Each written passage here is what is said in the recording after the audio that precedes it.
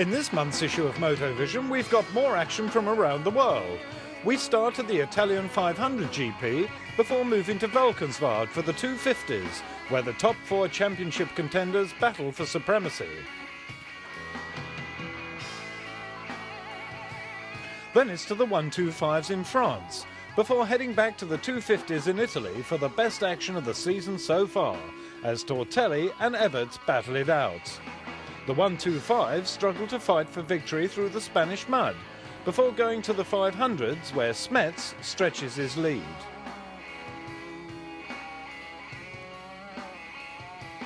And we end issue 2 with rounds 5, 6, 7 and 8 of American Supercross. That's all in this issue of Motovision, the video magazine.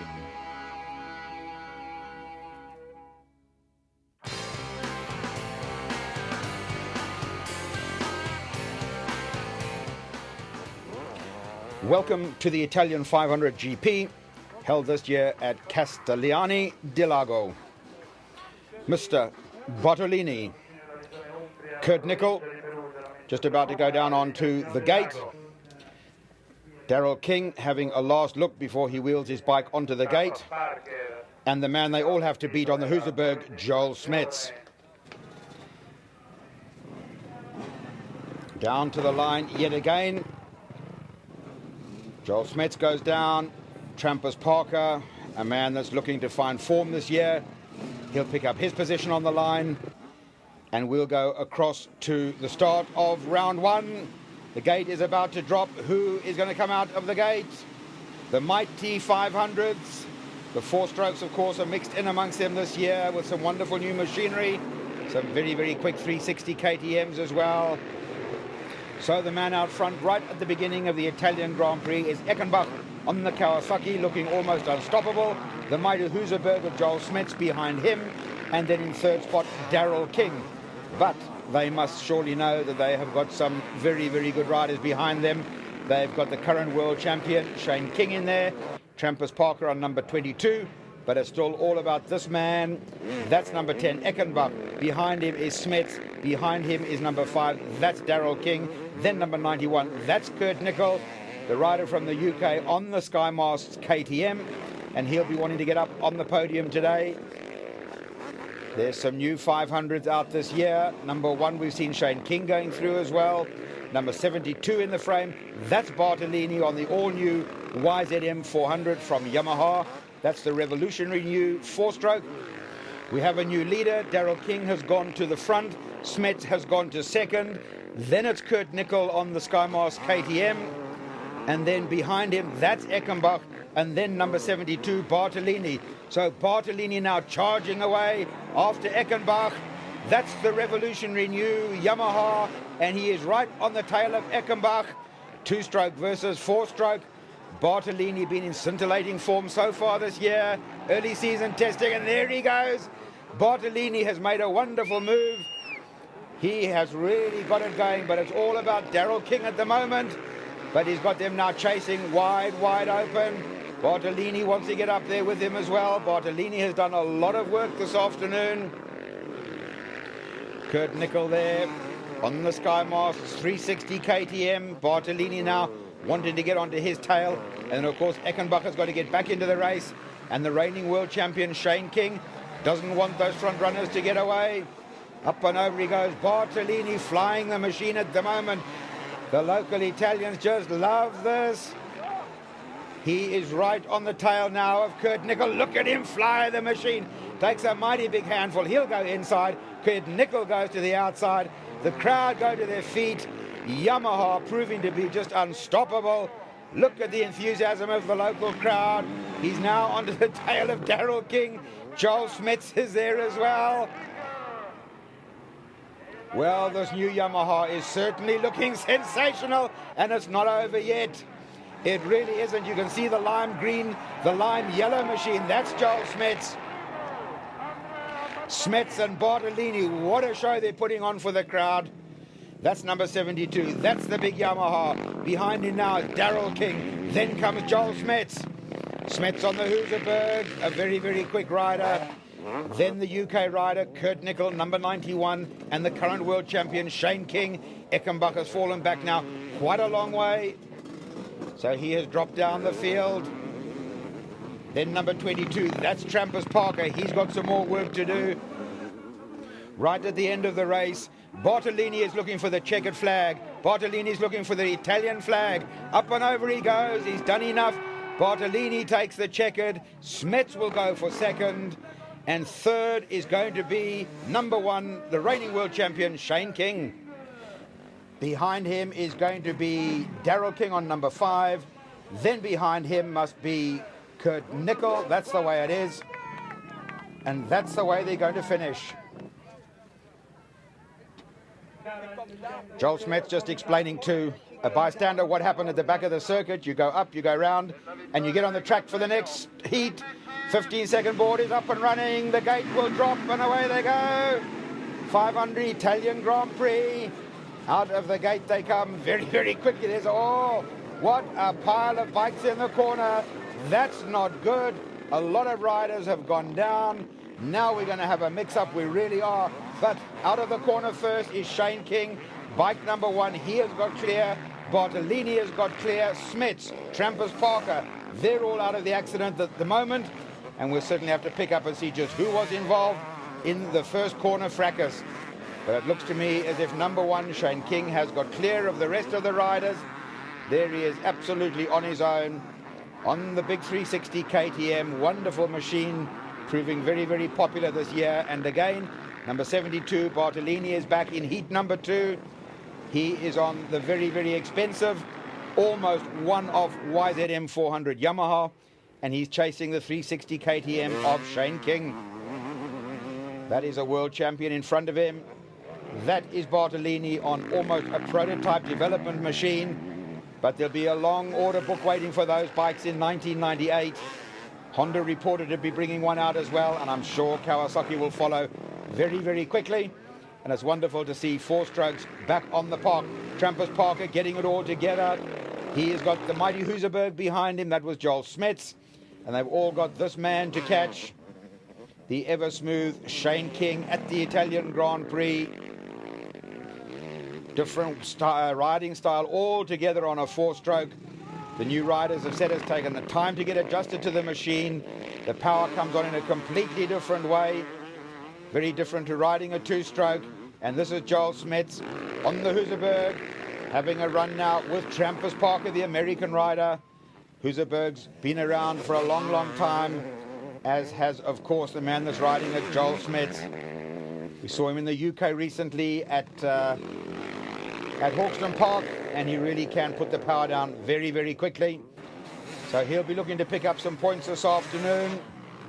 Shane King must certainly get the checkered flag. It's only just around the corner. Bartolini needs a second to take it overall. Shane King has got the checkered flag. Bartolini should come home second. He will make motocross history for Yamaha and the new 4-stroke. So he's had a wonderful day out. And then third man must be Joel Smets on the Husaberg. Third overall, good result for him. A smiling Joel Smets. He knows he's done enough.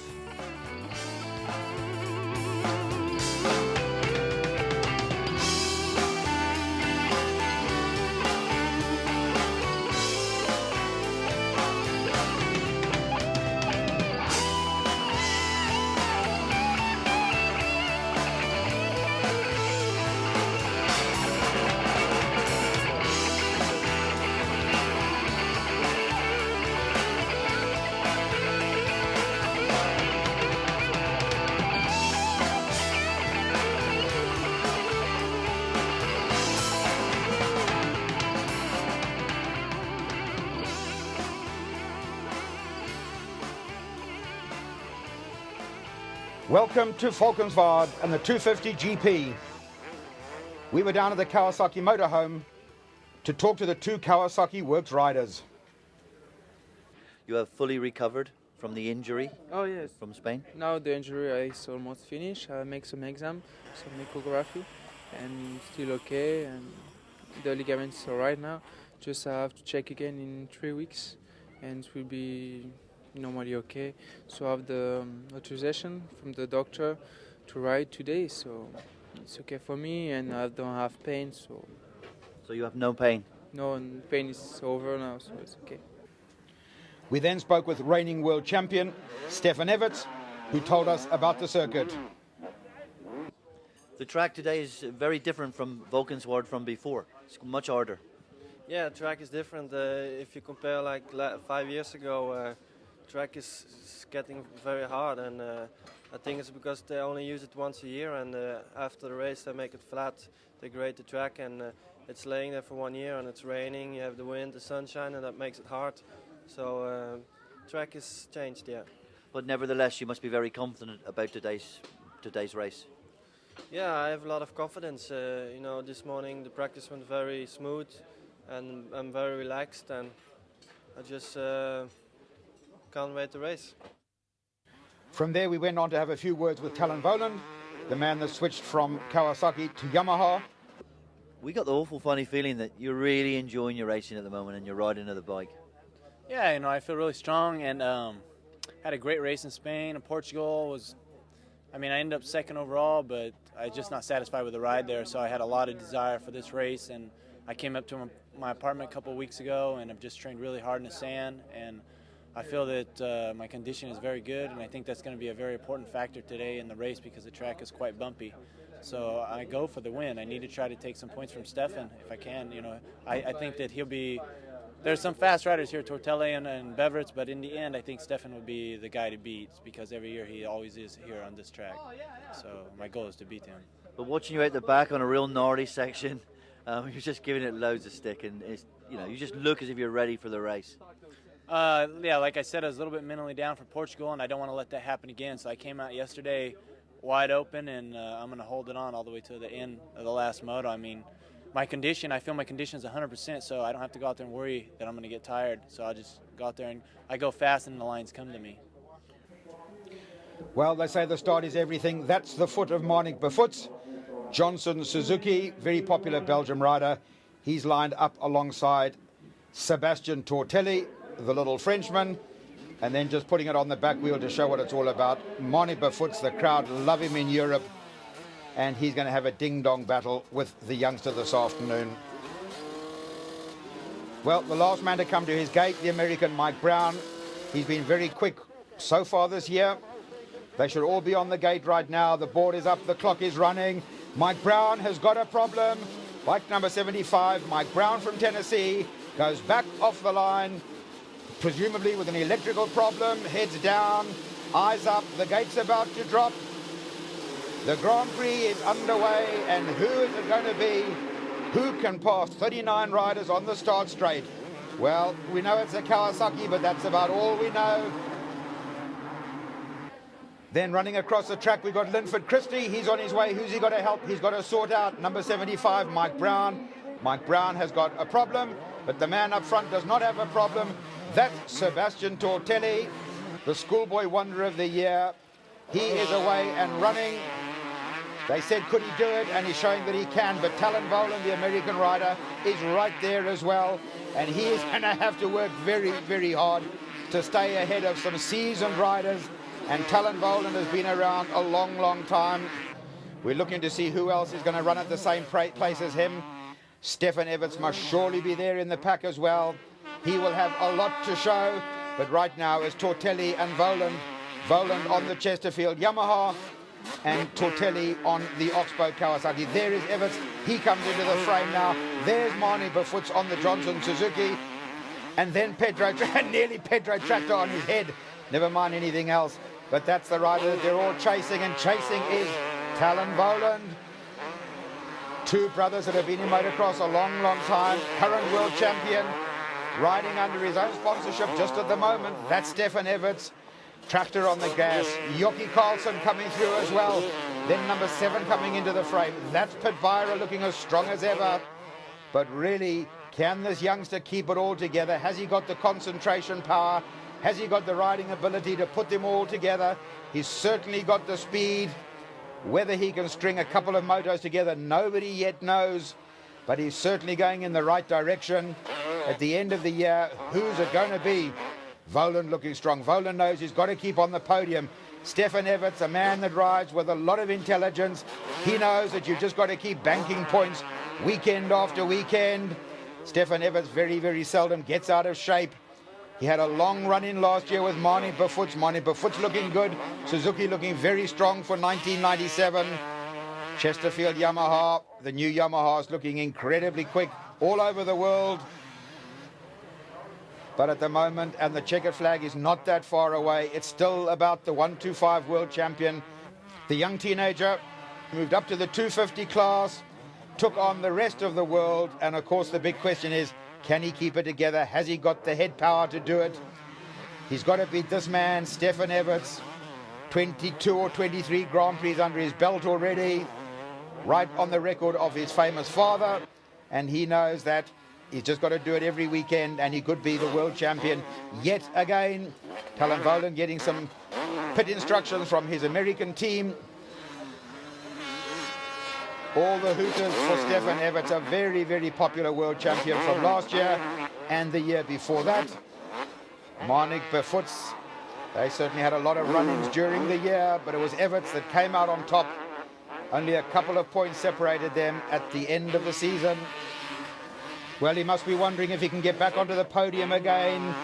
A lot of people have been asking the question over the winter. So has Talon Voland. And right now, Talon Voland is behind him. Everts is behind him. The little man has got exams, he's got sponsors, he's got a lot of pressure, and he badly wants a 250 Grand Prix win at the end of the year. I wonder. Pedro Tractor, a very, very experienced rider there. Goes well in the sand. Jockey Carlson on the RWJ Honda always turns in a sterling performance. And then number 7, the ever-strong Pitbeirer from Germany.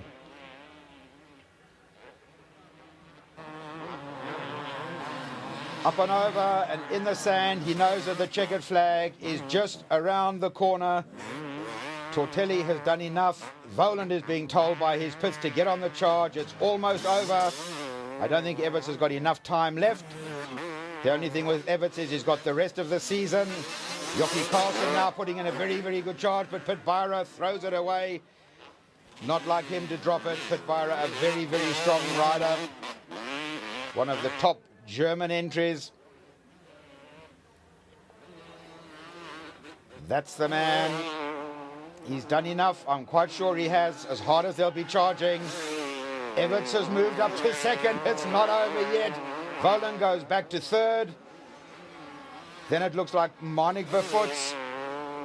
So right to the end, it's going to be changing all the way around the circuit. It looks as if he's done enough. That's who's going to get the win. Sebastian Tortelli. Everts is going to get second. Voland's going to get third. And then I think it'll be Mani Bafutz. So Tortelli takes the win in race number 1. Behind him is Stefan Everts, looking as relaxed as ever. They'll want to get on with race number 2. And then behind him, the hard-charging Talon Voland in third position. Back to the line for heat number 2. Can the little man do it all over again? Everybody knows the measure of his pace now, and they have got to beat that man. Eyes down, the gate is about to drop. Race number 2.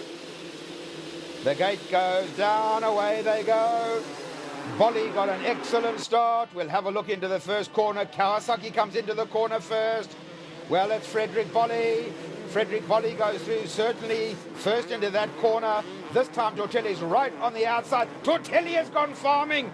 Tortelli into the cheap seats. We could see him go down. A pile of riders had followed the shortcut. Oh, he's gone into the duck pond. Sebastian Tortelli. Now he's got some work to do. Now we'll really see just how good he is. Tortelli is in the cheap seats, but up front is Talon Voland. He's being chased by Frederick Bolly. Then behind him, Werner de Wit, Mike Brown, Mani Bafutz, Stefan Everts. Well, what a charge, what a race. Jockey Carlson's there as well. Pitbeirer is coming through slowly. Giesbers is there as well. Any youngsters watching this movie can see just how incredibly rough it is. They keep the right hand wide open. There's Tortelli. He's been into the duck pond already, and Talon Voland knows that he's got to make a charge of this. So Voland on the Chesterfield Yamaha looking absolutely unstoppable. Johnson Suzuki mounted Marnik Befoots. He can pick up some points. Then it's Stefan Everts, Frederick Polly. Byra's looking good as well. Tortelli makes another mistake. When it goes wrong big time. Sebastian Tortelli, his rhythm is gone. He's riding over his head. He's made some mistakes. But I guess when you're that sort of age, you can make mistakes and everybody understands. When he strings it together, he just looks wonderful. Heat number 2, and it's gone pear-shaped for him. But Talon Voland is looking good. Look at the size of the ruts, but Talon Voland just keeps it pinned wide open. He knows that Everts will never be far away. Mr. Super Consistency, the current world champion, Stefan Everts on the HRC Honda. Over these big whoops, incredibly rough. Altonen throws it away. His bike goes one way, he goes another way. Well, whatever.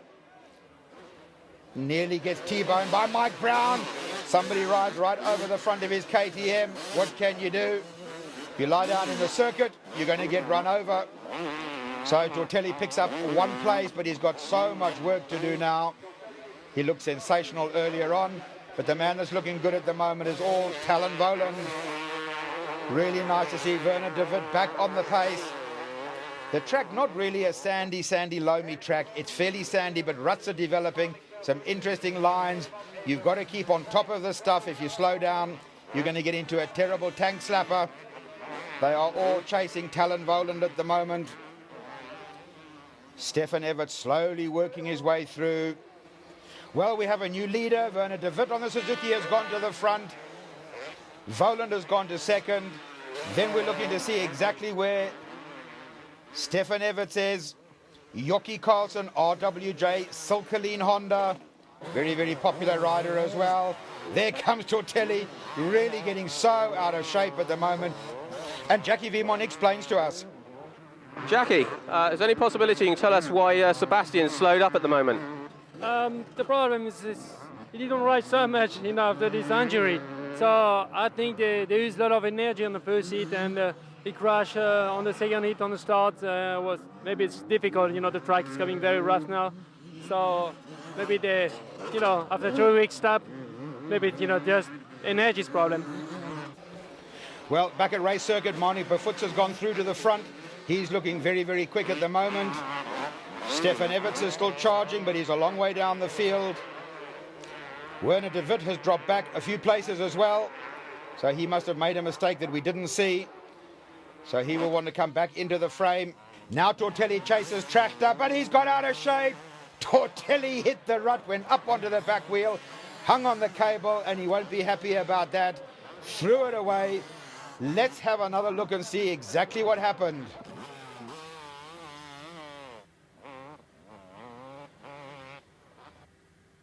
There he hits the bump. He goes back, up in the air, hangs on the cable, feet off the pegs, bike out of shape, Tortelli on the ground. French bad language exuding under his helmet. Meanwhile, back at the checkered flag, Marnik Befoots has done enough, looks back. All he can see is second place man. That's going to be Talon Voland.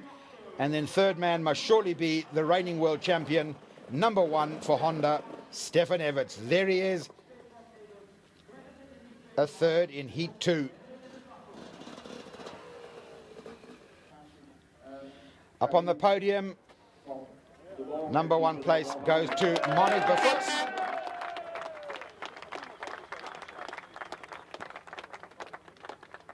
The run of victories at Valkenswaard today have been broken, but nevertheless you scored good points. Yeah, I have to be satisfied. My goal was to come here leading and go back also leading, and I think I achieved that. I'm still same points than Talon, and I think it's important. I lost 1 point in Marnik, but that's not the end of the world. We expected you to come strong at the end of the second race. Was there a problem? Yeah, I expected that too, but I got physically a little tired, and the moment when I had to pass de Wit, I failed, because then Talon and Marnik got away, and then it was too late to catch him, and I should have went with them from the first moment, and then you have something to push, and that was my mistake today. Congratulations, first overall of the season. Yeah, I'm really happy with it, especially here because it's a little bit sandy, but the track was completely different than the year before. I think it was much harder and one-liney. And first heat especially, it was not so good heat actually, but the second heat was much better.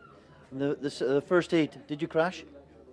Yeah, I crashed 2 times, so that was bad. It was, I think, in the 12 or 13 lap when I was behind Stefan. I was riding consistently, and then I think I was following him easy, but I had some lap riders, and I took another line and I make a crash. Talavolan, a good, solid performance. Yeah, I'm happy with it, but like I said, every year it seems to be the same guys up there. And, last year I was getting seconds and thirds. Fortunately, I've already won one this year, but it's not going to be good enough to win the championship. So I really, really wanted to win that race, but I felt that some certain riders from certain teams were blocking me there at the end. And I felt that cost me quite a bit of seconds, and that's what I needed to get Manning. I'm not sure, 100% sure I would have got him, but it would be better not like that. But anyways, that's the way racing goes. And I look forward to the next race is Italy, so my home country basically. I've lived there a long time, so I should be motivated, and I know the track, so I think it could be a good race for me.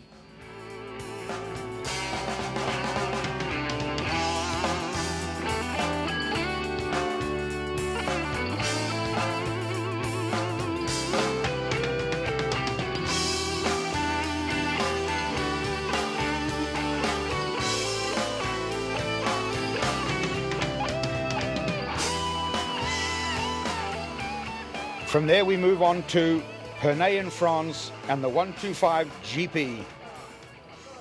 Bright sunshine started the day. Vial looking very, very confident. Everybody inspecting the gate and wondering who was going to get the all-important hole shot. We're about to find out. The gate drops and away they go. Very, very long straight. That straight hooks into a left-hander. They come round. They keep on coming round. We can see it looks to me like Vial, number 3. Vial has gone to the front incredibly quickly. Have a look and see who tucks in behind him. We know that Bobby Moore is there. That's Bobby Moore in front of us at the moment, but there's plenty of riders in front of him already. So 121, the man that's made it look so easy is Chiodi. He has been sensational. Federici is there as well. Number 14, that's Dupasquier. He's out there as well. Then it's Bobby Moore. So this is the first race of the day. It's a very, very rocky track. Number 2, that's Malin with a problem already.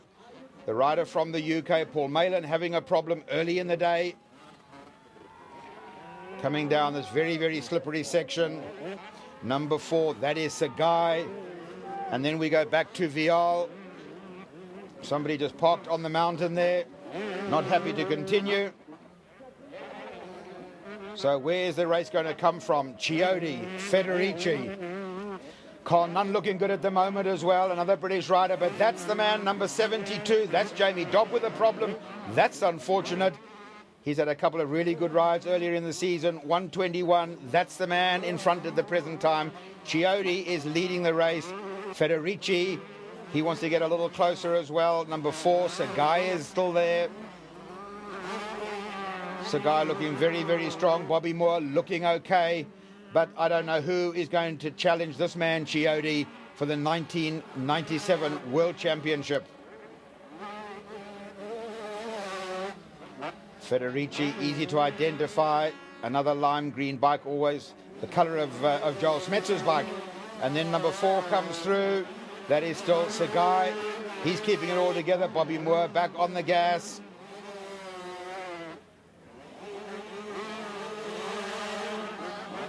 Up the hill they go together. Now they're into the back markers already, and this is where it certainly can transform the race.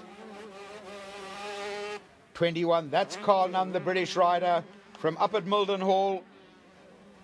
He's got better and better as the 125 GPs go on. As the season progresses and his confidence level grows, I'm sure we're going to see a lot more of Carl Nunn. That's our race leader, Chiodi. That's the checkered flag for him. So Chiodi is going to take heat number 1. The way I see it is Federici There it's him. That's Federici. He'll go up into second spot on the podium. And the third place must surely go to Charlier. There it is. It's confirmed. Chiodi, Federici and Charlier. Back on the line for race 2, and it's eyes down to see what's going to happen. Great anticipation. Carl Nunn and Paul Malin just looking to see what is ahead. What can the British riders do in the second race? They'll start forming on the line. That's Bob Moore having a look. First onto the line is number 16, Veelman. Looks as if he's all alone, but they'll join him quite quickly. And so they do. Chiodi comes down very, very quickly indeed. Carl Nunn will come onto the line as well. That's Bob Moore. Bob Moore has got a problem. His mechanic runs down. That is not allowed. Mechanics are not allowed onto the start line. They'll chase him very, very quickly. And that didn't take too long. Out of here, mate. You don't belong on the line. On your bike. Right, so Bobby Moore's got to change the plug himself. Anxious mechanic looks on. Bobby Moore has affected a new plug. He's got it fitted. It's in. They stand back from the gate. The gate will go down. They start creeping forward. Who's it going to be? Bob Moore came out the gate mighty quickly. He must be now very, very pumped after that altercation on the line. But number 4 goes straight to the front. That's the guy. It's the guy out of the gate very, very quickly indeed. That will mix up the points if they can do something about that. Carl Nunn has got an excellent start. That's the British rider from Mildenhall, the youngster that does so much for other youngsters in the UK. So nice to see Carl Nunn out of the gate very, very quickly indeed. Bobby Moore is up front there as well. Then Vial in a very nice position. The track looks like the back of the moon, in fact. Looks a really desolate place out there, but the guys are racing. This is the 125 GP, and they've got work to do. Winner of the first heat, Chiodi, starting to move through. He didn't get a wonderful start, so he's left himself with quite a lot of work to do this afternoon. He'll have to come through, but he's got to catch Vial first. Vial, a very, very strong and competent rider. Hooks it down. The track very, very slippery on this type of surface. But Sagai going through, he's okay. Massio hanging on to the back of him. He's in there as well. Vial has done well all weekend. It's all about Vial and Chiodi. Who's it going to be at the end of the year? Federici certainly is going to want his name on the board and his name in lights. But they've still got a lot of racing to do. Grand Prix all over the world. The early part of the season, and they know it as well. They cannot afford to get injured. They've got to ride every single fortnight. They've got to continually get points on the board. We've already seen with Paul Malin, the odd injury here and there. You just can't pick up those valuable points again once they've been dropped. Michael Massio keeping it all together. He's going to get points today, most certainly. So is Sagai, another very, very popular rider. They've almost finished their 40 minutes. Chiodi up and over he goes yet again. And then Federici. He knows that he could get the World Championship #1 plate if he keeps it together. So Vial takes the win. Michael Massio will go to second. And Sagai to third.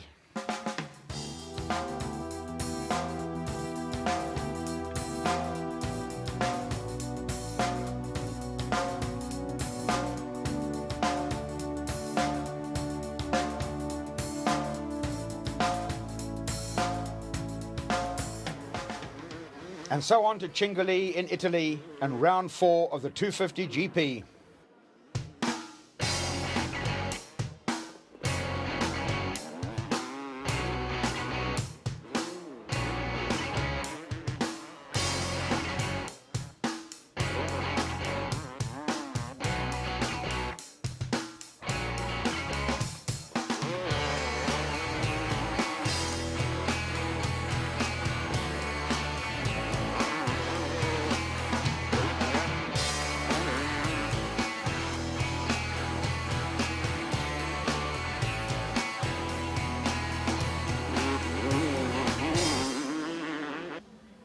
Well, what about the points? This man, Stefan Everts and Talon Voland are on joint maximum points, but there's plenty of people out there that want to take it away today.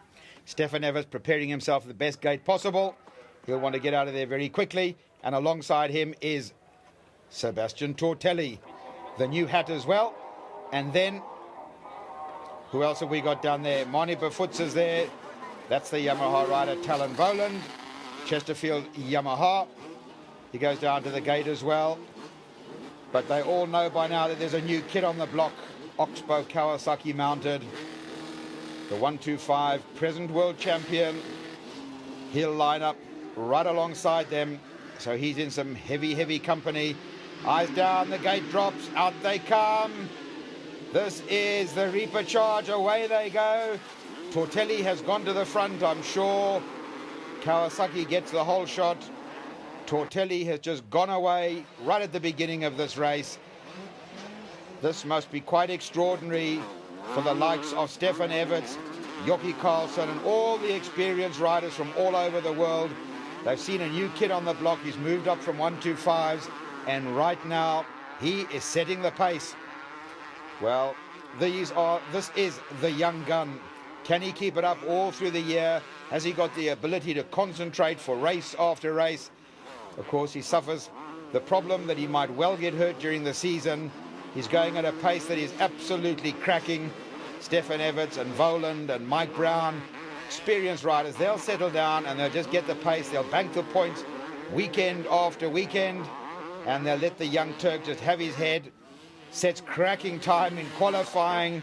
He's always out in front, but if he throws it away, that seems to upset his rhythm very badly.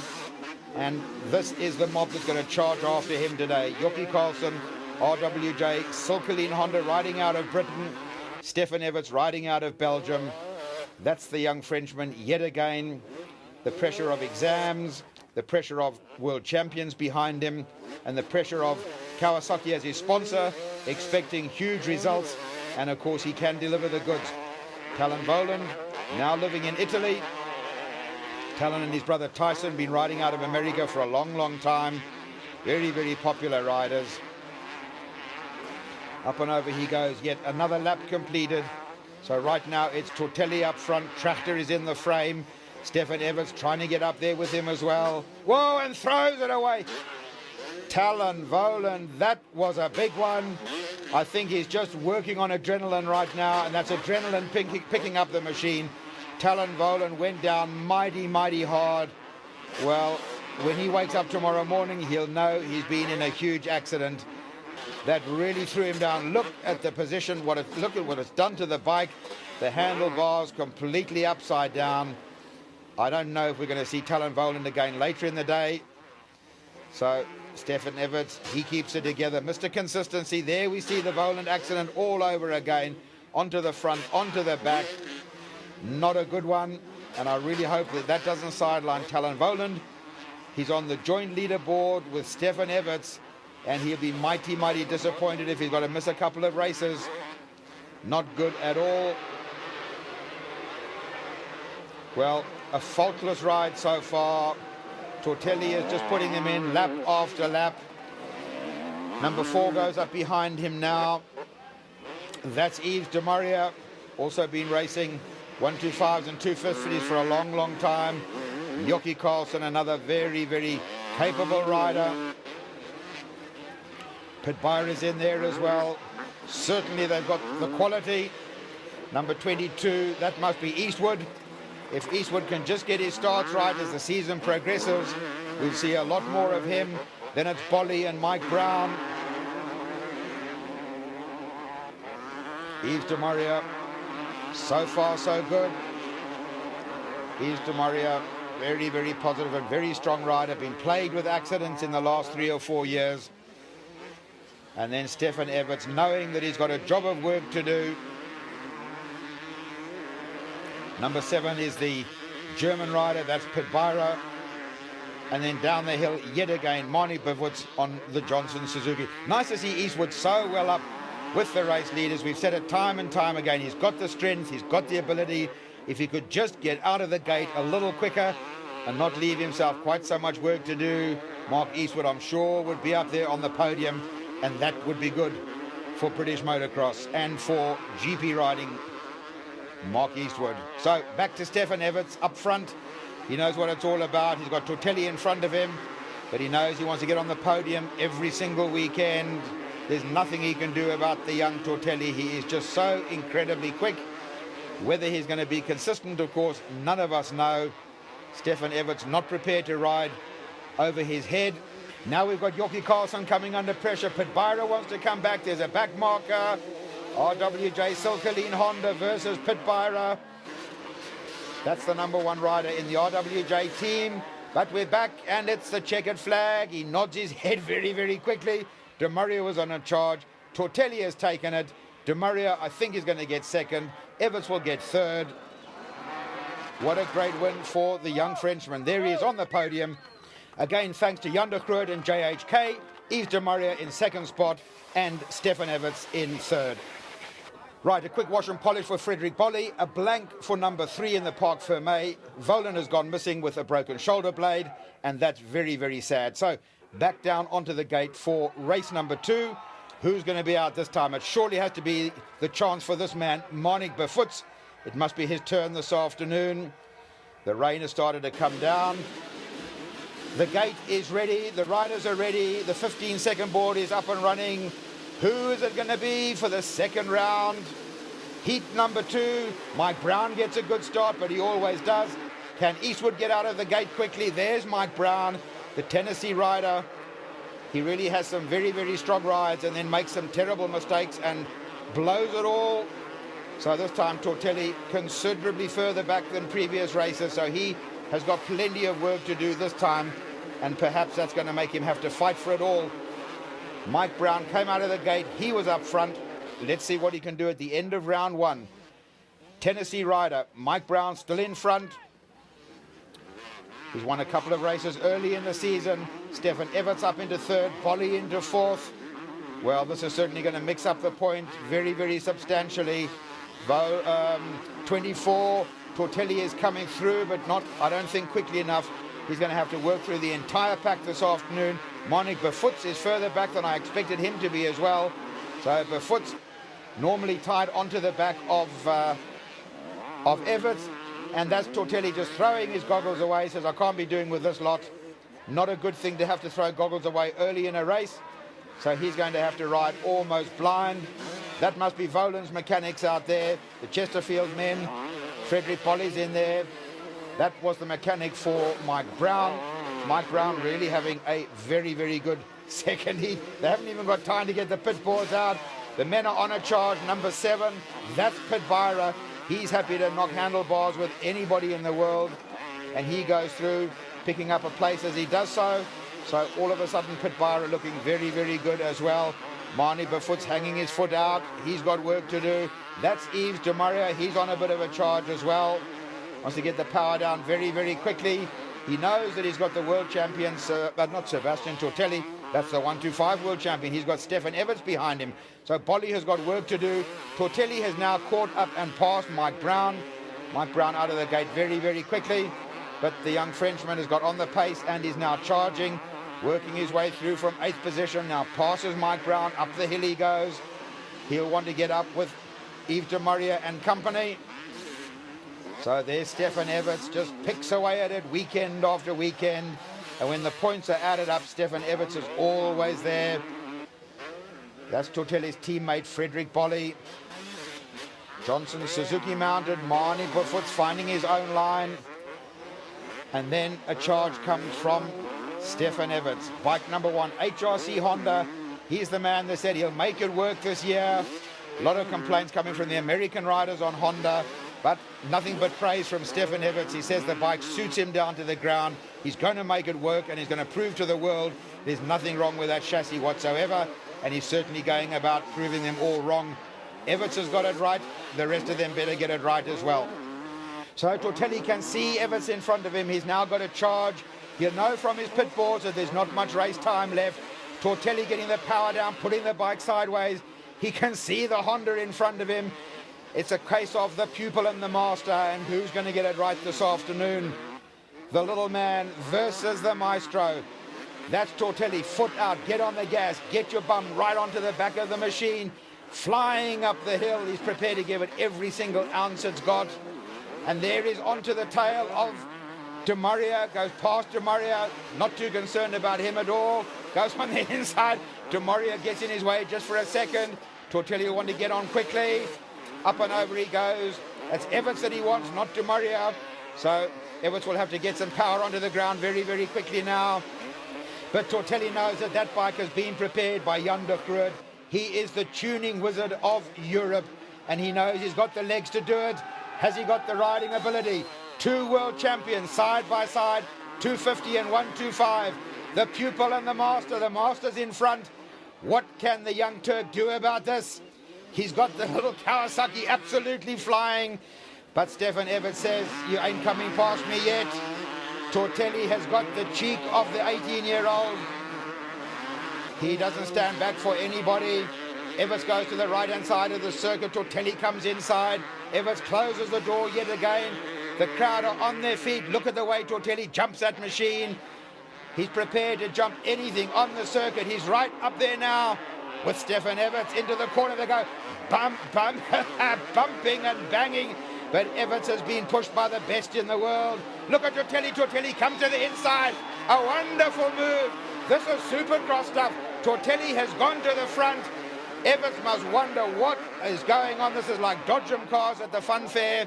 But it's all about Tortelli at the moment. Kawasaki versus Honda. Jan de Groot versus the might of HRC. JHK prepared. Tortelli, and he makes a mistake.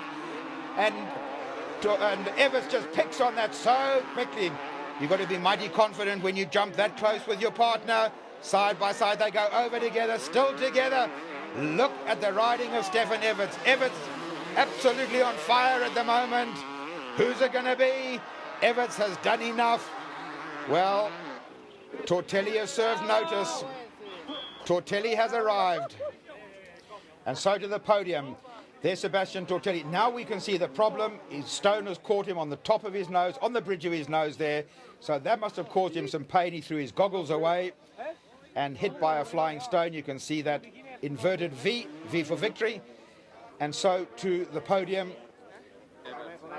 In the middle, Sebastian Tortelli takes it for the day. Everts into second and Pitbyra into third. A great day's racing.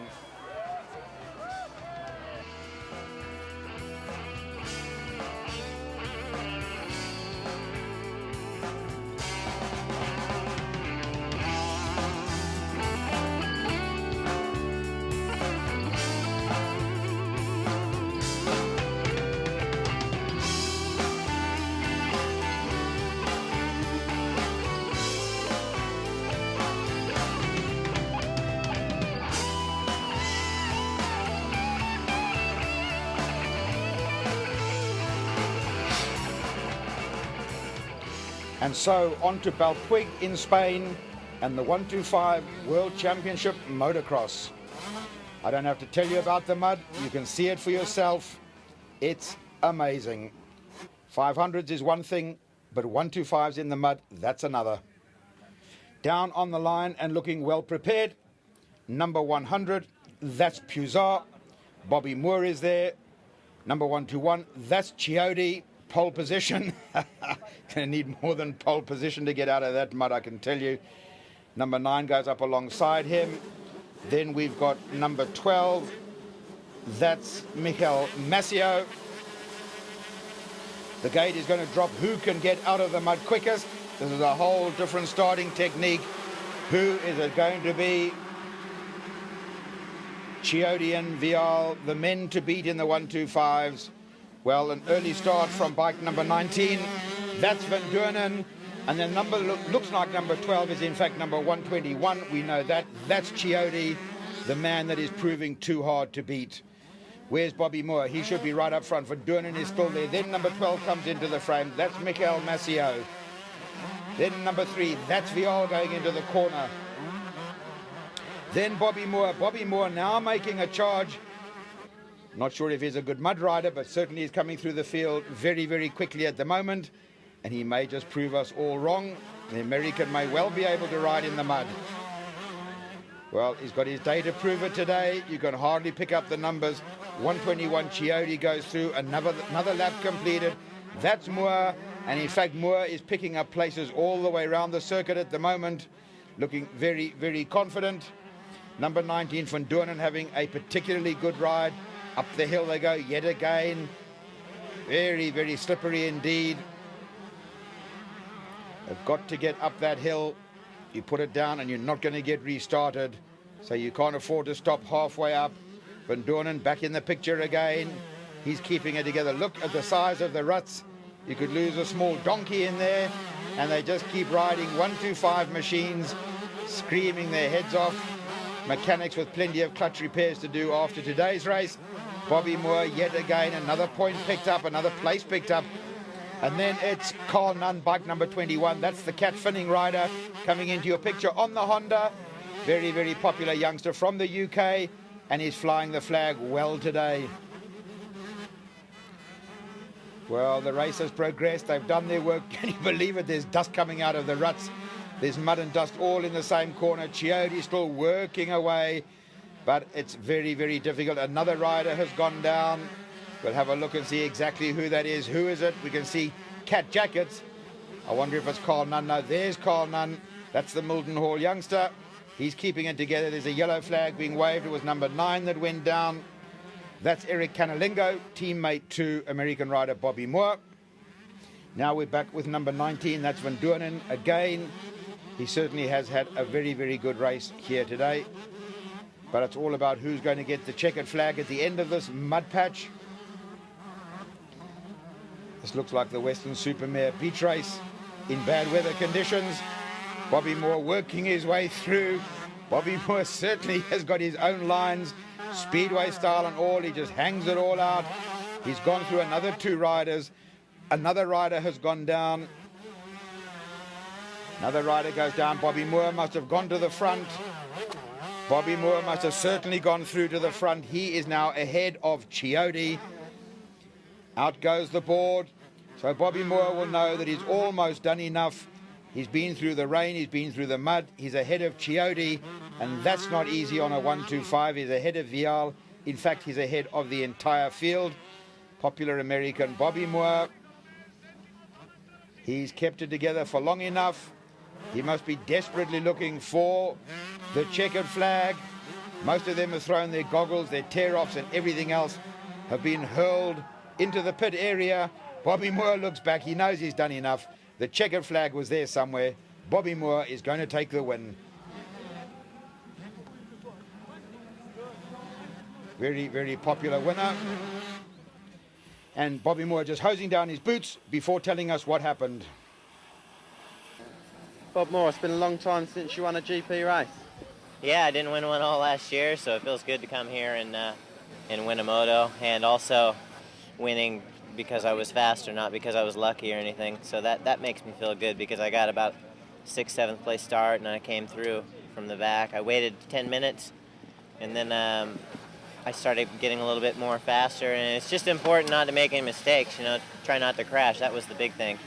And as soon as I got through into first place, then I tried to just pull out a little bit. And then the last 3 laps were like shaky because I was a little nervous, because I was so heavy with mud on my helmet and everything was down, my goggles I couldn't see. So, it was good to win, that's for sure. Never mind, it's good to win. Never mind the talking. Let's get on with race number 2. Can Bobby Moore do it all over again? That's a tall order. Back on the line. 15-second board is up. The mud has got no better. Eyes down, they're waiting for the gate to drop. They can't creep, away they go. Well, an interesting start. Who's it going to be on the 125? Well, we said, can Bobby Moore make it 2 out of 2? I wonder. He's certainly got the whole shot. He's up and running. He's got Sagai behind him this time. Bobby Moore must certainly be used to the mud now. He will be very, very pumped. The adrenaline will be high. The winner of heat number 1 today, he's up front with a pack at the moment. Bobby Moore is up there. Puzar, number 100, paddling his way through the corner as well. The crowd cheering already, and it looks like time to have goggles removed.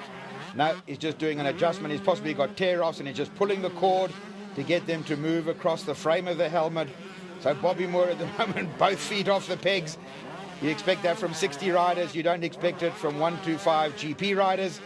But the muddy conditions are ridiculous, and they've really just got to keep it all together, paddling through the mud, getting up the hills. Who else is in the frame? It's all about one man at the moment. It's just Bobby Moore. He's just making it look so easy. Puzar, he's still there as well. Where's Coleman? Where's Sagai? Where's Michael Massio? Up the hill they go. You can't make a mistake there. If you get grounded at the bottom of that hill, you're going to be there for the rest of the afternoon. So do or die, you've got to get up there. Number 4 coming out now. That's the guy, the man that we were looking for. Earlier race, he went very, very well indeed. He just goes round a quick donut in the mud. You can't even see the numbers. Very, very difficult. And that's Chiodi, one of the best 125 riders in the world, making a porridge of it. And if he's making a porridge, imagine how difficult it is for everybody else. One of the best. Puzar keeping on top of it at the present time. But nobody really making inroads. Number 10, Bob Moore, has got it under control. Perhaps Puzar can catch him. He's the one that might be able to, especially if he can see that Bobby Moore is lying down in the mud. There you can see number 10. That's Bobby Moore. Made a mistake, and Puzar has gone through. Puzar is going to take the win. Bobby Moore in pain, some extreme pain. So the winner, Bobby Moore, very, very popular. Behind him, Alessandro Puzar, and in third spot, Chiodi.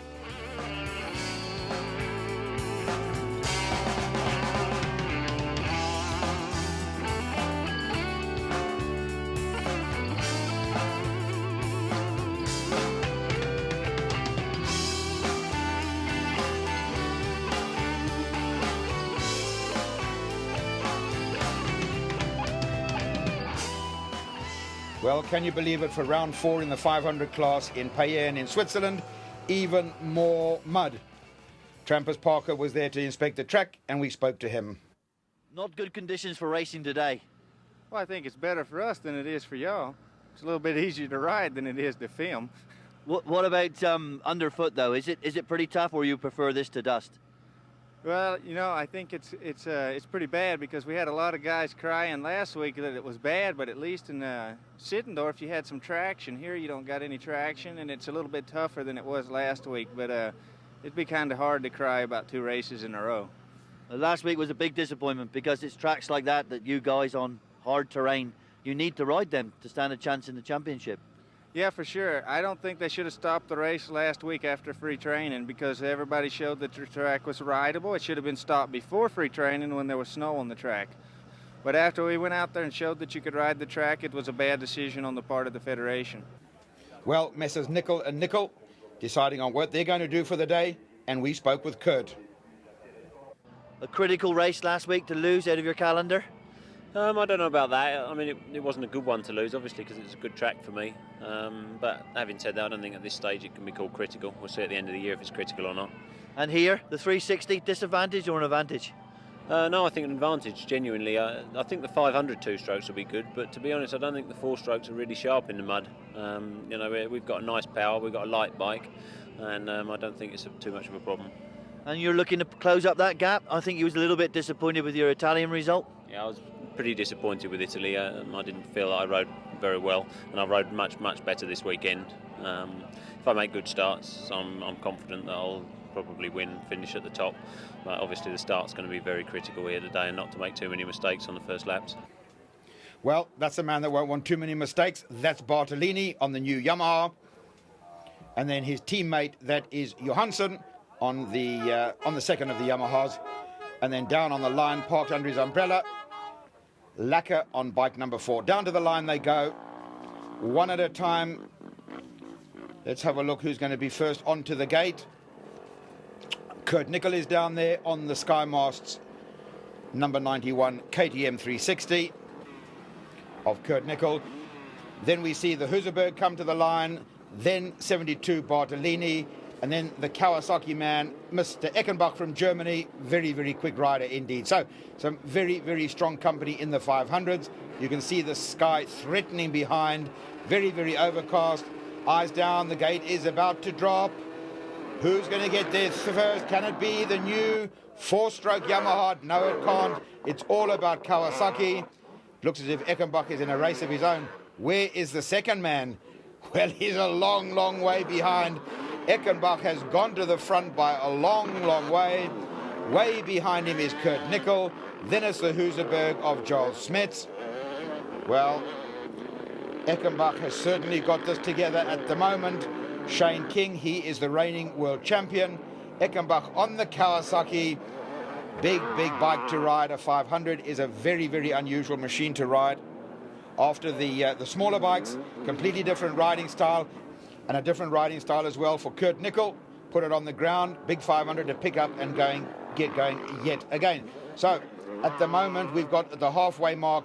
Eckenbach, he's built up a huge gap and seems to be set for victory, but he's still got some work to do. He has got Nicoll, he's got Bartolini, he's got plenty of people behind him, but he's got work to do. Number 6, he wants to throw away his goggles as well. Where's the Husaberg? Where's my machine? That's the one. Sounds absolutely wonderful, that machine. Where's my SkyMaster Honda? The SkyMaster KTM, he's gone missing. There he is. That's Kurt Nicoll. Dropped the bike, but he's got back up very, very quickly and got on the pace. But it's still Eckenbach. Eckenbach being told by his pits, get a move on. You can't afford any mistakes. So that's Van Doorn that wants to get past Lacquer, and that allows Smets. Van Doorn made a mistake. Smets comes through to second position at the moment. So one small error and you pick a couple of points. Kurt Nicoll now back in his rhythm again. Kurt Nicoll, the British rider, on the SkyMaster KTM, keeping it together. Number 22 goes through. That's Trampus Parker. Right, Eckenbach. Eckenbach ploughing his way through, literally ploughing his way through. Into second spot now. Joel Smets on the Husaberg. Van Doorn got it back under control again, but he lost a place when he made that mistake. Kurt Nicoll now throwing lenses and tear-offs away, and then working his way through the current world champion Shane King. Joel Smets has now gone to the front. Eckenbach has made a mistake. Joel Smets has gone to the front on the Husaberg. Can he keep it there? Shane King is coming through very, very quickly. So is Kurt Nicoll. This is what it's all about. Never mind the first couple of laps. It's who can ride wire to wire. Eckenbach made a mistake 3/4 of the way through the race. Joel Smets has gone to the front. Bartolini, he's looking good at the moment. These new Yamahas, very, very, very promising indeed. They are prototype development type machines, but they are going to bring the new 500 class alive next year, I think, when there's a few more around and people can afford them. That's the Flying 360 KTM, looking for a completely different line in the mud. And that's Joel Smets looking for the checkered flag. There it is. Smets and the Husaberg have done enough. He will take the win. Second is going to be Bartolini on the YZM 400. And then right through the field, Shane King will take third. And as Kurt Nicoll crosses the line for fourth, we speak to Shane King. Shane King, a tough race, but a very valuable 15 points. Yeah, like it was just a matter of staying on the bike out there, and that's just like one line, and you got to stay in the rut all the way around, and if you go to the rut, it's just so slippery, and yeah, a few guys crashed, and yeah, it's pretty difficult to follow right behind somebody because it's so muddy, but yeah, it was a tough race. The next one's going to be really interesting. And they got rid of the goggles halfway through the race. Some got rid of them earlier, but that helped you in the end. Yeah, I tried to keep mine as long as I could, and I shouldn't have really thrown them off, but just I couldn't see out of my left eye, so I thought I'm not going to ride around one-eyed, and yeah, it was so slippery, and it was better to take them off and just try and slow down a little bit and be a bit more cautious. So a quick wash and polish for Joel Smets and the Husaberg. Back to the line and business as usual. Who's it going to be? They all know what the circuit is about.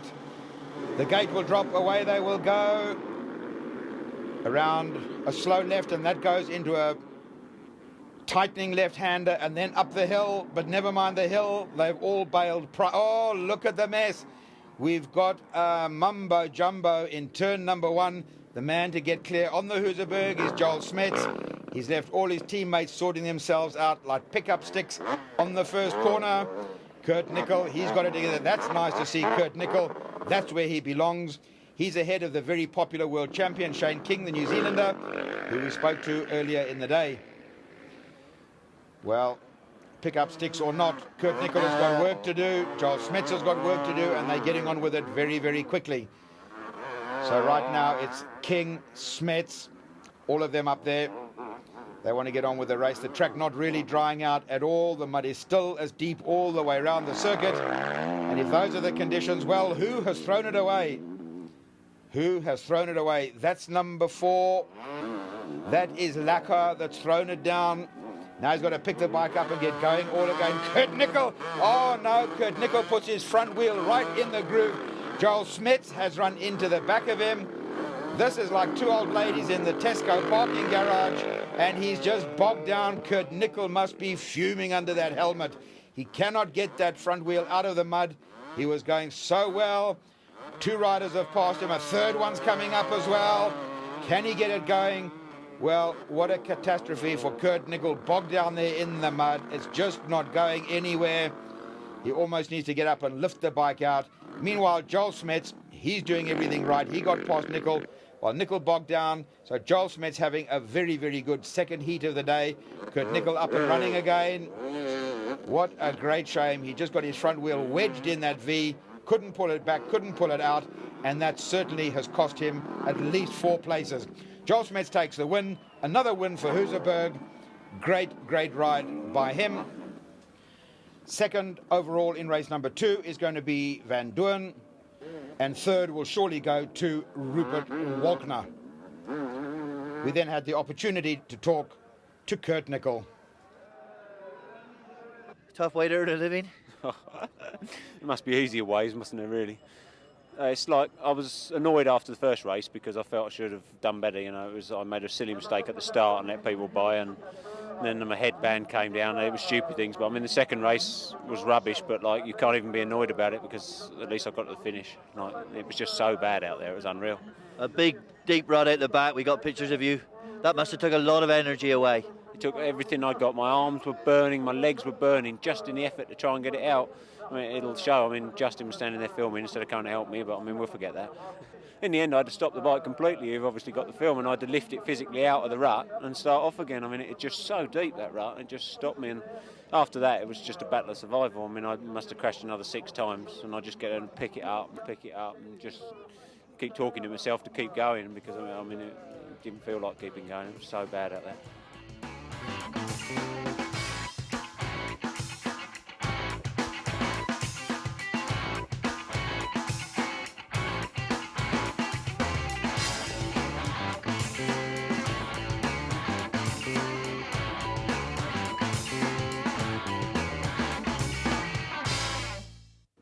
He's become the first Supercross odds-on favorite in 1997. Number 20, Doug Henry, opened the season with a second and the checkers at the Los Angeles Coliseum. He found it difficult holding back his joy, and the fans joined in his happiness knowing they were witness to one of Supercross's most incredible comebacks. Henry then added the title at the Seattle Kingdome to his trophy case. Tonight, from Indianapolis, Doug Henry continues his quest for Supercross's most prestigious title.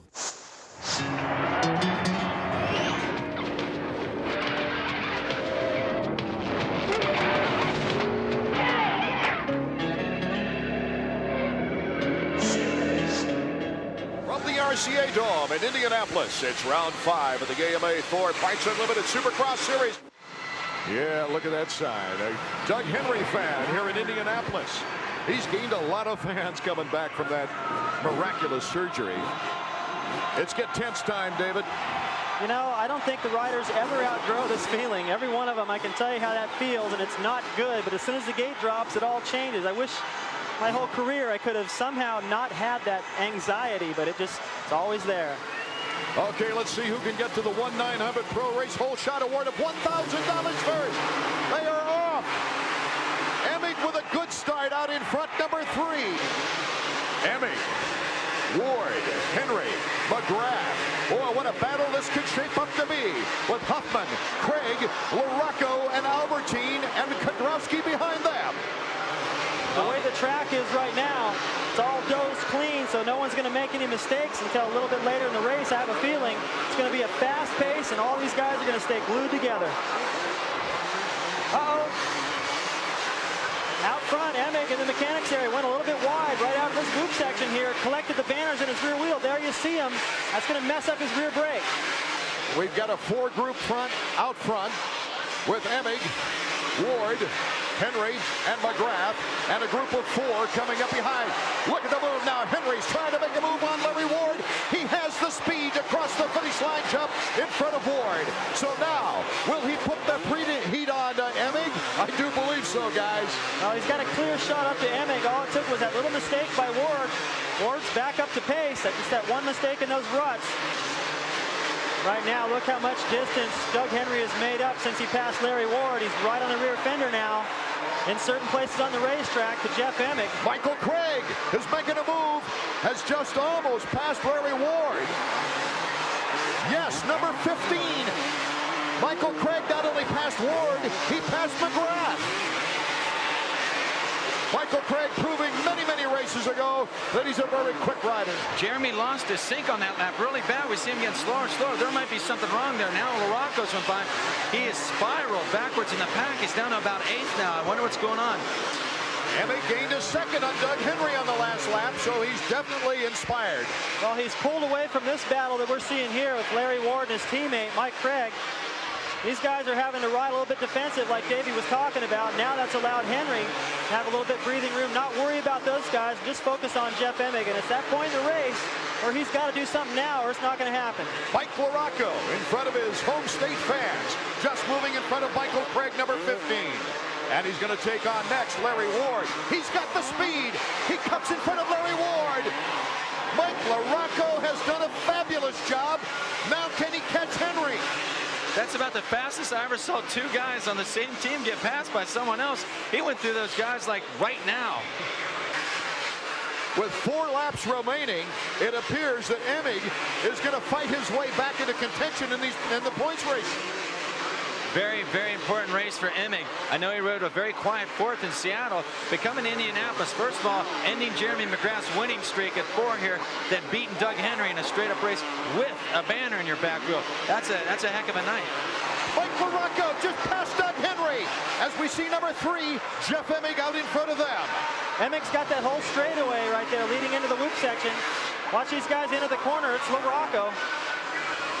Mike Craig is still right there. You see the lap times have really slowed down from what we saw in the 125 class due to the deterioration of the racetrack.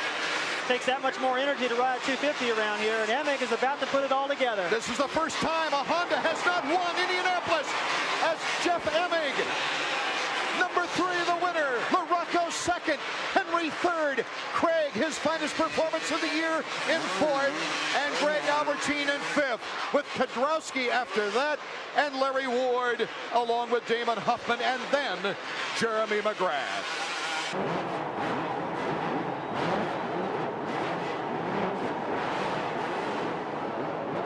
They're stretching out the arms. They're shaking the legs. The 30-second board is up. We're just about set for action time here from the Georgia Dome. Lots of nerves going on right now. Mike LaRocco on the end here, number 5. It's sideways. It could drop any time now. They're rubbing up. Late start by LaRocco. Good start, though, by Albertine and Huffman. 17, Damon Huffman, $1,000 richer. It's Huffman, Albertine, Emig in great shape. Lampson is next. And Jeremy Mcgrath is on the inside, blocking out Lampson. Looks like we lost Mike Craig down there in the first turn. He went down with Jeff Matasevich and looked like Ryan Huffman. Craig is a long shot, even longer now. Damon Huffman and Jeff Emig, 1 and 2 with Albertine, gunning with Mcgrath for number 3. Way in the back of the pack, we got the 3 Yamaha. Oh, going down. It's Jeremy Mcgrath moving into 3rd now with Albertine hitting the deck. It may take Jeremy a while to win. I mean, look at what he's riding the best he's ridden in quite a while. Looks great out there. He looked good in his heat race. Still wasn't able to pick up a win. Things this year are a lot tougher than they were last year for Mcgrath. A lot of adjusting on that bike. He only got the effort together, his own racing team, with less than a week to build the bike and also get all the contracts signed and everything else. So it's only natural. I'm surprised really he's done as well as he has this year with so many podiums. Here he comes with the big race on, trying to get around Jeff Emig. Seals him off. Jeff Emig, a good bang performance. And Jeremy knew that was coming too. That's how exciting that rhythm section is. The way the track designers built this, they had different timing. Jeremy looked over, knew Emig was coming. I think rather expected it. He did a good job of staying up. Imagine what that feels like, having a 200-pound motorcycle with a guy on a run in India. That's the old Jeremy. I feel like the clock's ticking on Emig right now. Lamson having trouble. MK cuts underneath. Here comes LaRocco, number 5. That's what it takes. Got to keep the pressure on. With Kudrowski keeping the pressure on. And Ryan Hughes has gone down the first corner. So that moves Kudrowski into 4th. And here comes LaRocco putting the block pass on Steve Lamson. LaRocco doing a great job. Huffman and Emig still out in front with Mcgrath in 3rd. And the faster line is, of course, the deeper rut. And if you're in front of somebody, like in the case of Kudrowski right now with LaRocco breathing down his neck, should he take the fast line and go for the deep rut? Or LaRocco cuts to the inside, sending the MK to the outside. Oh, what a great battle. Mike LaRocco has got the fastest bike on the track right now. Former teammates battling it out. The next guy in LaRocco's sights is Mcgrath, and the pace that LaRocco's got, he could catch him. Yes, very much so. I'll tell you, Mike LaRocco is the last guy that Jeremy probably wants to see in his rearview mirror right now. Yeah. Because LaRocco is the strongest guy in the second half of these races, Doug Henry notwithstanding. Huffman's got a pretty good lead still. He can afford a mistake here and there and still hang on to this, and he's got no lapped riders in front of him. But for Jeremy Mcgrath, he's got LaRocco breathing down his neck. LaRocco jumping all the way over that camel jump, makes a little time. Look how close they are now. It's interesting to see Jeremy Mcgrath having to ride conservative, having to ride for points, not victories. It's been that kind of year, Art. That may pay off in the end, but not quite as glamorous as winning 14 races. Absolutely. Well, right now, this guy, his heart has got to be jumping out of his body. Damon Huffman. The checkers flag for Damon Huffman. His first Supercross win ever. In the 250 ranks, Jeremy Mcgrath holding off Mike LaRocco. Valuable points for Jeremy in 3rd.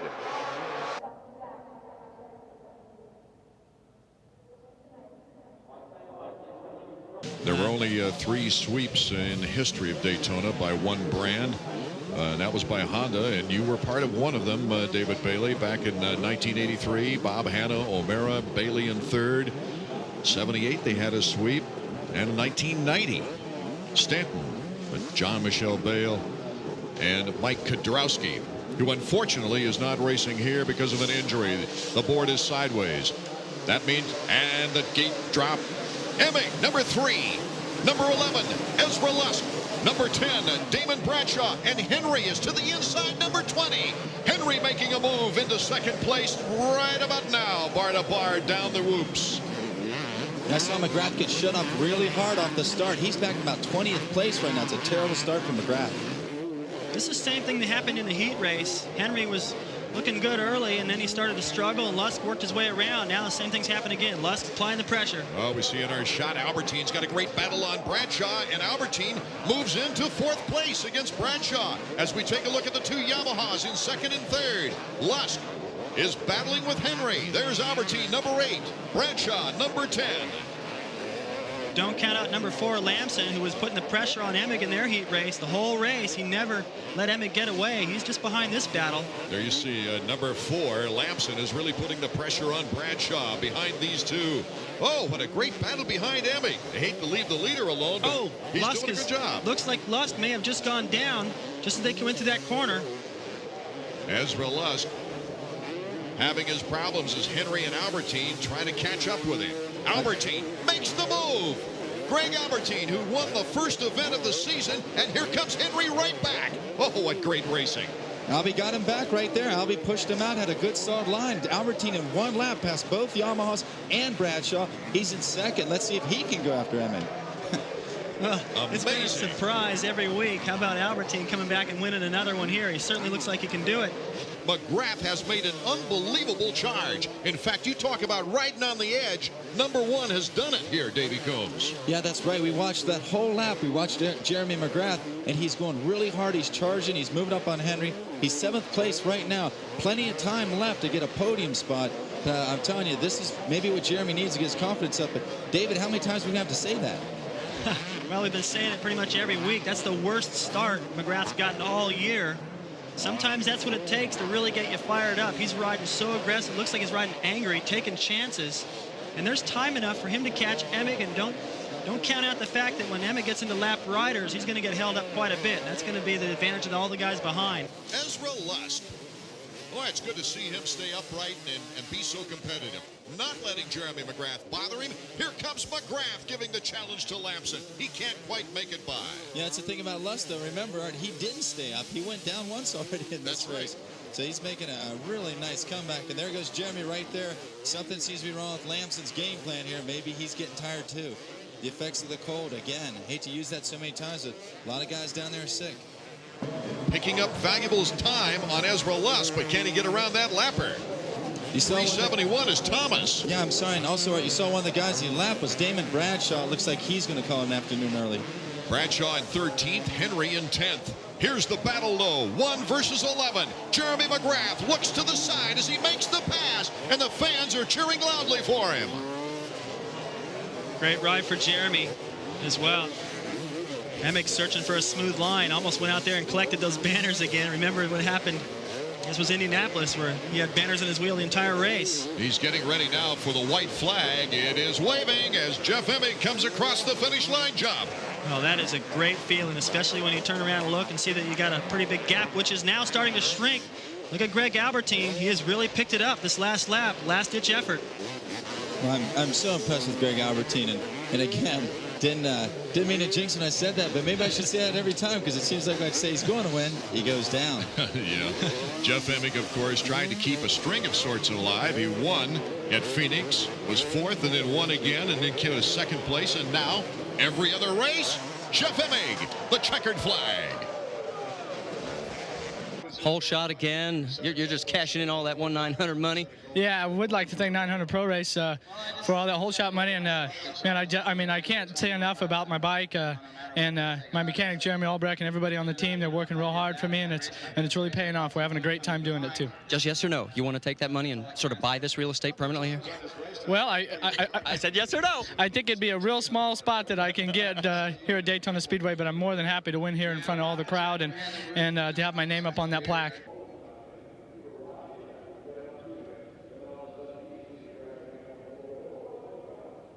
This is when it's all up to the rider. Everyone has to step out of the way. No more communication. All he'll see now is what Wyatt puts on the pit board. No rider in the history of Supercross has won the title without winning at least one Supercross. Jeremy Mcgrath with a good start, but it's Jeff Emmett with the whole shot. Mcgrath is second. Mcgrath Jimmy right Button there. is third. Lusk going down in the first corner. Along with Rich Taylor, number 30. But out in front is Emmett, number 3, with Mcgrath, number 1, making a quick early move. Jimmy Button, a fantastic performance. They touch back wheels. Mcgrath getting rough. Jeremy Mcgrath still back in second place. Jimmy Button's got the inside move and is challenging for the lead. Mcgrath not giving up. They both hop by Emmett. Oh my goodness. Jimmy Button and Mcgrath bar to bar. Button in first place. Look out for Jeff Albertine. Greg Albertine, I should say, as Jeff Emmett is right next to him. What a great first lap. Oh, Jimmy Button, our first lap leader. Then it's Mcgrath.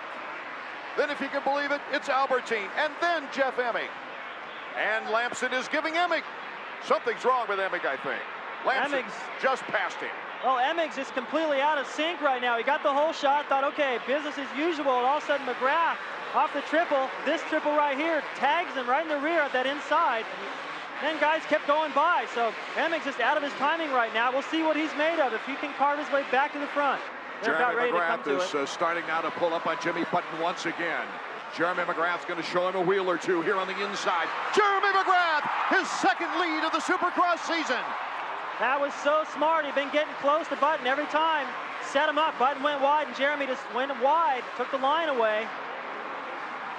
How long can Jimmy Button stay with Jeremy Mcgrath now? Let's see if Jeremy, like the Jeremy of old, would now make a move to instantly pull away. This is the longest that Jeremy has gone without a win since he started in Supercross. Albertine moves past Jimmy Button into second place. Button not willing to give it up too easily. But now, Albertine, a very fine run in Daytona. Can he catch his teammate? Oh, he definitely can catch Jeremy. He's got speed. Here comes Larry Ward on Jeff Emig. We've got 3 laps to go. Larry Ward trying to make a move on the points leader.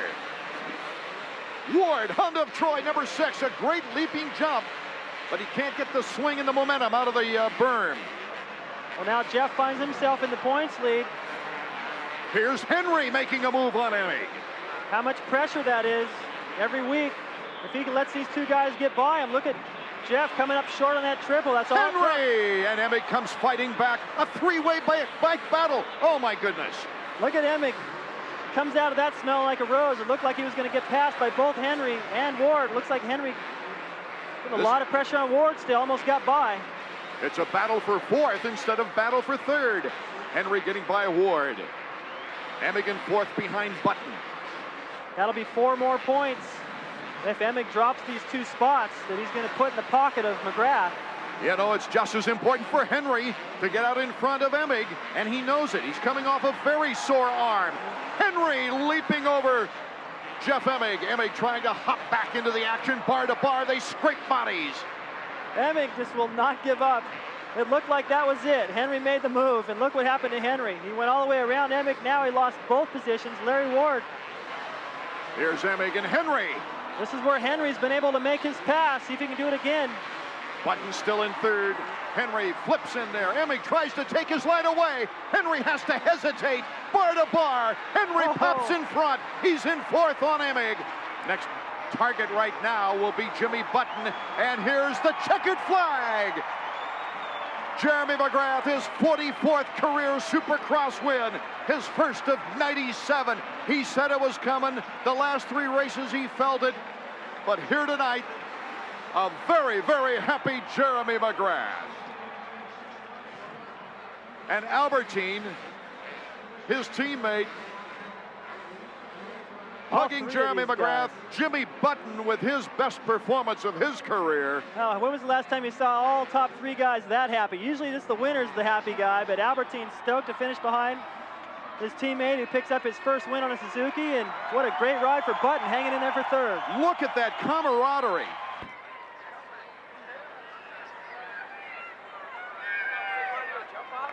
Not to jump off, just go out and just jump.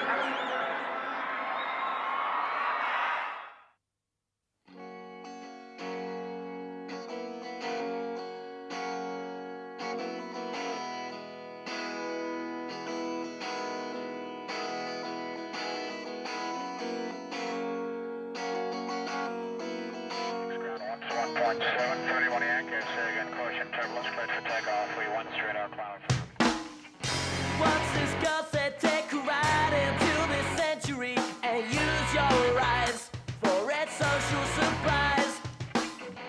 Get life and get it moving, make some history. Don't stay struck down, cast your mind to the clouds. 'Cause it's a roller coaster ride into expression where your dreams collide. And the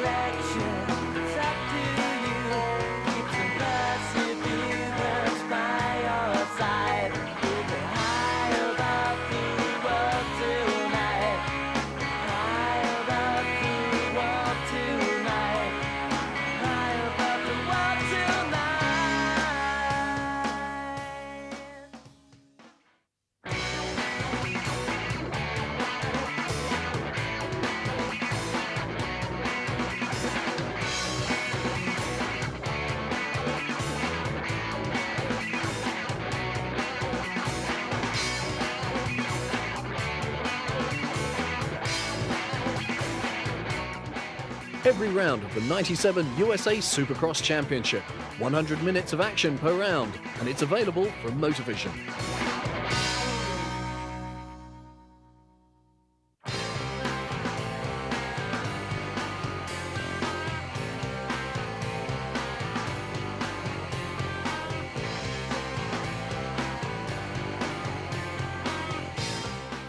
Multi-Air, the choice of HRC Honda Team RWJ.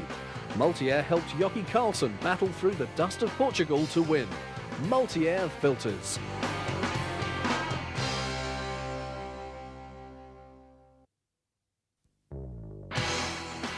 Talon Voland. Stefan Everts. Bob Moore. Paul Malin. And Ryan Hughes all wear City boots.